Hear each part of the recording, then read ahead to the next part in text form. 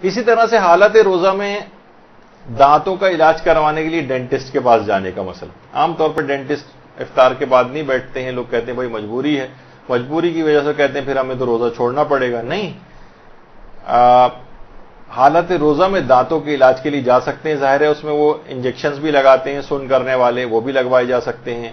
بار بار منہ میں ظاہر ہے وہ پانی بھی ان کے آ رہا ہوتا ہے اور اس کو بار بار اس کو پانی کو منہ سے نکالنا بھی ہوتا ہے. بس وہ پانی حلق کے اندر نہ جائے, کوشش کریں کہ وہ کلی کر کے نکالتے رہیں. تو حالت روزہ میں دانتوں کے تمام ٹریٹمنٹ کروائی جا سکتے ہیں, اس سے کوئی فرق نہیں پڑتا. انجیکشنز بھی لگوائے جا سکتے ہیں, منہ کے اندر بھی لگوائے جا سکتے ہیں, تو اس سے کوئی فرق نہیں پڑتا ہے. بس یہ کہ اس خون کو یا اس پانی کو جو بھی ہے وہ حلق سے نگلے نہیں, بلکہ اسے اگل دیں, باہر نکال دیں. اس کا انتظام وہاں پر ہوتا ہے. تو اس طرح اپنے روزے کو جاری رکھ کے دانتوں کا علاج کروایا جا سکتا. اچھا, اسی طریقے سے بہت سارے افراد ہوتے ہیں وہ بہت پریشان ہوتے ہیں کہ مسوڑوں سے عام طور پر بہت سے لوگوں کو ہوتا ہے کہ برش کر رہے ہیں تو کچھ خون نکل رہا ہے, یا ویسے بھی الگ سے بھی کچھ خون آتا رہتا ہے.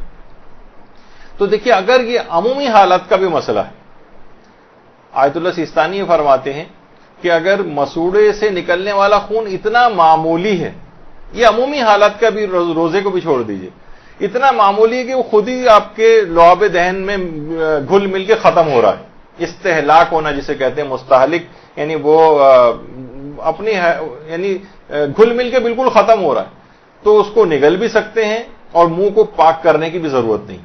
حتیٰ کہ منہ میں سے اگر کوئی خون آ جائے اور وہ زیادہ مقدار میں ہو تو ظاہر ہے پھر اس کو نگل نہیں سکتے. زیادہ مقدار میں خون نکل رہا ہے, مثلا کسی کا دانت ٹوٹ گیا اور زیادہ مقدار میں خون نکل رہا ہے, تو بس اس خون کو منہ سے تھوک دیں, منہ کو اندر سے پاک کرنے کی بھی ضرورت نہیں ہوتی.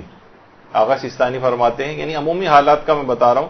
عام طور پہ لوگ بہت پریشان ہوتے ہیں, بہت سے لوگ اتنا پریشان ہوتے ہیں کہ صاحب نے باقاعدہ یعنی مسئلہ پوچھا, وہ سخت پریشان تھے. خیر یہ مسئلہ آگے چل کر آنا بھی ہے اسی درس کے اندر, کہ مثلا اگر منہ میں کسی کے جو ہے وہ بار بار تھوک پیدا ہو رہا ہے تو وہ سوچتے ہیں کہ اس کو نگلنے کی ہمیں اجازت نہیں, ہمارا تو روزہ خراب ہو جائے گا. دن بھر بیچارے تھوک تھوک کے پریشان ہیں, ان کی زندگی اجیرن ہوئی جا رہی تھی. پھر ان کو مسئلہ بتایا تو کہیں جا کے سکون اور چین ان کی زندگی میں آیا. تو بس خون کے اندر یہ کہ بہت زیادہ مقدار میں تو صرف تھوک دینا کافی, لیکن کم, اتنی معمولی اور کم مقدار ہے کہ وہ تھوک میں گھل مل کے ختم ہو رہی ہے, تو نہ اس کو باہر نکالنے کی ضرورت ہے, نہ منہ کو پاک کرنے کی ضرورت ہے, نہ روزے کے اوپر کوئی فرق پڑتا. ہاں البتہ توجہ نہیں تھی اور بے اختیار اس خون کو نگل لیا تو روزہ بھی اس سے صحیح رہتا ہے, لیکن زیادہ مقدار میں ہو تو اس کو پھر باہر نکالنا پڑے گا.